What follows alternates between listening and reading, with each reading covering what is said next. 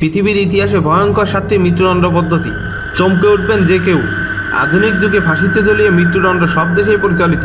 প্রাচীনকালে কিছু কিছু দেশে নিয়ম ছিল যতটা সম্ভব কষ্ট দিয়ে মানুষকে মারা। এজন্য আবিষ্কৃত হয়েছে মানুষ হত্যার ভয়ঙ্কর সব যন্ত্র। ব্রাজিন বুল। প্রাচীন গ্রিকে যন্ত্রকৌশলীদের আবিষ্কার ব্রাজিন বুল। এটি আসলে একটি পিতলের তৈরি ষাঁড়। এর পেটের দিকটা ফাঁপা ও পিঠের দিকে একটি ঢাকনা আছে। এই ঢাকনা দিয়ে ভিকটিমকে পেটের ভিতর ঢুকানো হয়। এরপর ঢাকনা বন্ধ করে পেটের নিচে আগুন দেওয়া হয়। আগুনের আছে পিতল উত্তপ্ত হতে থাকে। ভিতরে থাকা মানুষটি উত্তাপে সিদ্ধ হয়ে একসময় মারা যান। ব্রাজিন বুলের আরেকটি বৈশিষ্ট্য ছিল বিশেষ মেকানিজমের কারণ।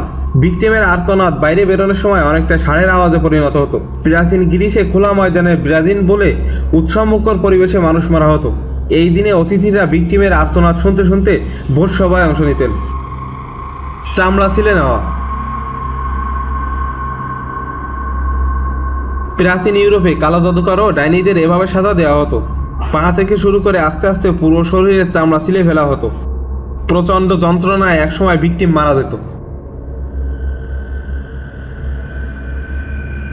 ইঁদুর দিয়ে মৃত্যুদণ্ড। 1600 শতকে ডাচ বিদ্রোহের সময় এই প্রথা কার্যকরভাবে শুরু হয় ডাচ নেতা ডাচ বিশ্বনায়ের হাত ধরে। এ পদ্ধতিতে আসামিকে উলঙ্গ করে একটি কুঠুরির সাথে বেঁধে রাখা হতো। কুঠুরির ভিতর রুগ্ন ইঁদুর ছেড়ে দেওয়া হতো। এক পর্যায়ে ইঁদুরগুলো ভিকটিমের মাংস পুরোপুরি খেতে শুরু করে।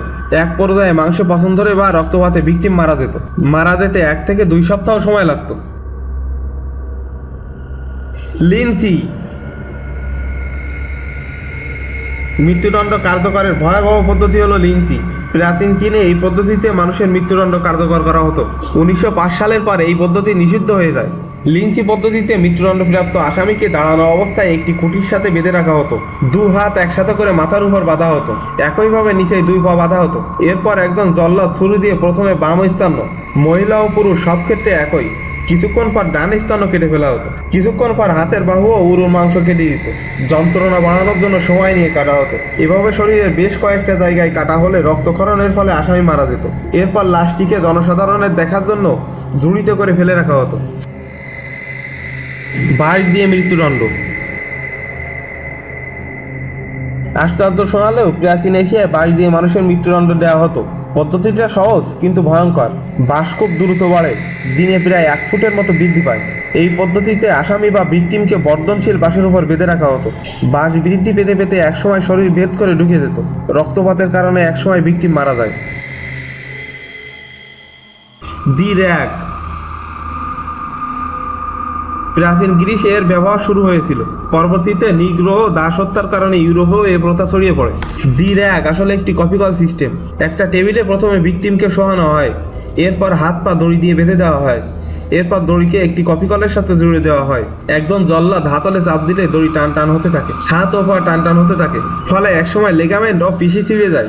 এক পর্যায়ে ভিকটিম মারা যায়। চিড়ে ফেলা। চিড়ে ফেলা এই পদ্ধতিতে ভিকটিমকে 2টি কুঠির সাথে হাত পা ফাঁকা করে বেঁধে রাখা হতো এবং একটি করাত দিয়ে ভিকটিমকে কেটে ফেলা হতো এবং আসামি সাথে সাথেই মৃত্যুবরণ করত। আজ তাহলে এই পর্যন্ত। আগামীকাল সম্পূর্ণ নতুন রহস্যের ভিডিও নিয়ে আপনাদের সামনে হাজির হব। সে পর্যন্ত সবাই ভালো থাকবেন, সুস্থ থাকবেন। ভিডিওটি যদি আপনাদের ভালো লাগে তাহলে এখনই সাবস্ক্রাইব করুন।